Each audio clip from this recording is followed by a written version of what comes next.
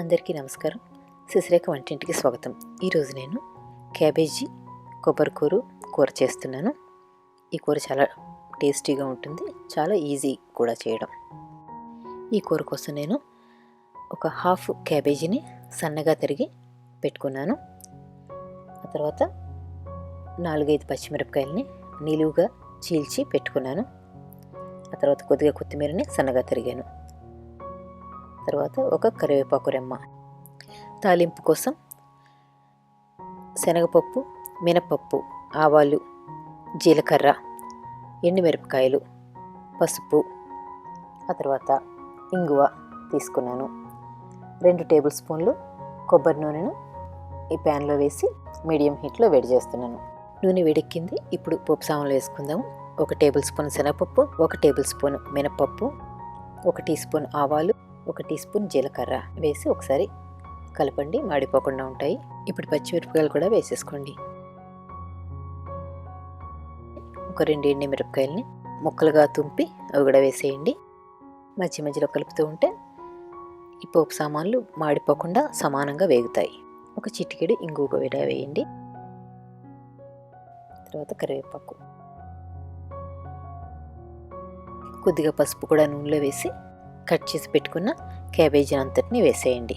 ఈ పసుపు నూనెలో వేయడం వల్ల మంచి రంగు దిగుతుందన్నమాట. ఒకసారి క్యాబేజ్ అంతా పోపుతోటి నూనెతోటి కలిసేటట్టుగా ఒకసారి కలిపేయండి. ఇప్పుడు కొద్దిగా సీ సాల్ట్ని పైన వేయండి.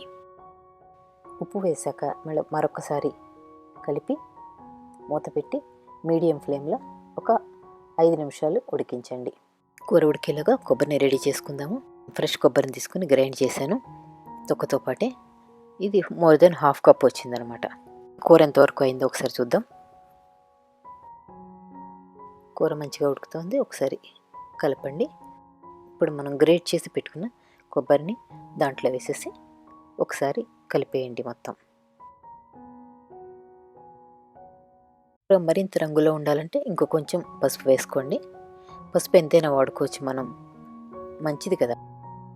ఇప్పుడు సన్నగా తిరిగి పెట్టుకున్న కొత్తిమీరను కూడా వేసేయండి. కొత్తిమీర, కొబ్బరి 2 వేసిన తర్వాత ఈ కూరని మీరు బాగా కలుపుతూ ఉండండి. ఒక 2 నిమిషాల పాటు ఇలా కలిపితే కనుక కొత్తిమీరలోంచి సువాసన, కొబ్బరిలోని కమ్మతనం అన్నీ కలిపి ఈ కూరకి మంచి టేస్ట్ వస్తుందన్నమాట. ఇంత సింపుల్గా ఉండే కూరని మీరు కూడా ట్రై చేసి మీ అనుభవాన్ని మాకు కామెంట్ల రూపంలో పెట్టండి. ఇలాంటి మరిన్ని హెల్తీ రెసిపీల కోసం నా వెబ్సైట్ sisrekhaskichen.comను విజిట్ చేయండి.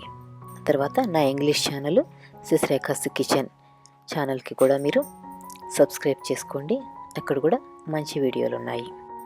ఈ రెసిపీ మీకు నచ్చినట్లయితే లైక్ చేసి, షేర్ చేసి, కామెంట్ చేయండి.